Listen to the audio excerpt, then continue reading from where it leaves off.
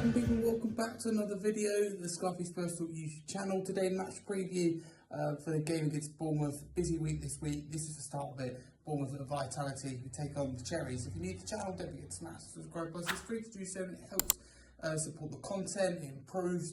It just generally is much appreciated. Get one of the comments below throughout today's video and we'll get back to you as soon as possible. We have no reassurance on that. But in this game, at the time of recording, we haven't got Ange Postecoglou's press conference. We don't know about injury concerns.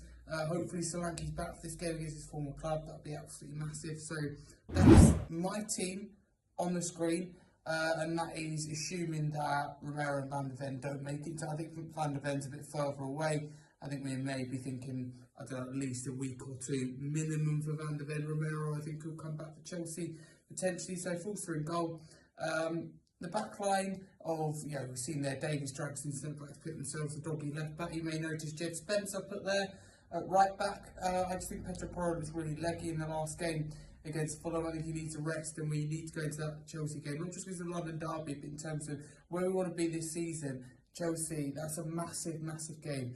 Not quite a 6-pointer, but it's a game of a huge significance. So we need players at Porro at their absolute best because his system is vital and manageable. And he has to be 100% on it, and he wasn't in the last game. Don't think we're losing anything either with Jed Spence coming to the side, who I don't think he's got as many minutes as he should or deserves to have had so far this season. So he comes into the side for me. Midfield, here's where it gets interesting. Pursuing for me that what I call protector. That's 6, as Andrew would call it. And then in front of him, I've gone with Archie Gray and Kulusevski. No Maddison, I think it wasn't all that in the last game. And we do know him with he's inconsistent at the moment. I think he was awful. I don't think it's bad at all, don't get me wrong. But I think Chelsea, again, a player that you want at absolute best and could be pivotal. Obviously got injured last time, that didn't he last season against Chelsea. There was a huge significance in that first half. He was a real nuisance to Chelsea, obviously completely different Chelsea side under Enzo Maresca now. Kulusevski, I think, has to start. Archie Gray, I'd like to see more of, and I think in a busy festive period, which, let's be honest with you, we are starting now. We're going into December, 3 games in 7 days pretty much all the time. It's just absolutely crazy. So I think Archie Gray playing in his best position, like Gray, but his best attributes are not defensive position. So put him in that midfield where I think he'll thrive. Front 3, Solanke, if he's fit for me, has to go down the middle. I think we lack that physical presence, as I said in the last game. Certainly I would have personally started Solanke. I like Son, I think he's proven he can play there, but he offers you something different. Solanke away from home, that's absolutely massive to hold the ball up. Sometimes use that route 1 option, because I think whether you play handball, counter-attacking football, possession-based football, however you may play football, you have to sometimes go route 1, and you just need a striker to hold the ball up. Solanke's all-round play is great, plus it's Bournemouth, his old club.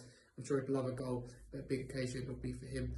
I think he'll be grateful to Bournemouth. Johnson on the right, there's an argument I think you could put in about resting him. Had the Chelsea game, played a lot of minutes for club and country, but he's absolutely flying on the minutes. I would keep him in, but be tempted to bring him off early. We have support for options. I suppose Kulusevski could play there. No one else is expected back. Odegaard to see long term. And on the left, I go with Timo Werner. I think Son really struggled in the last game. Werner's in a good patch of form.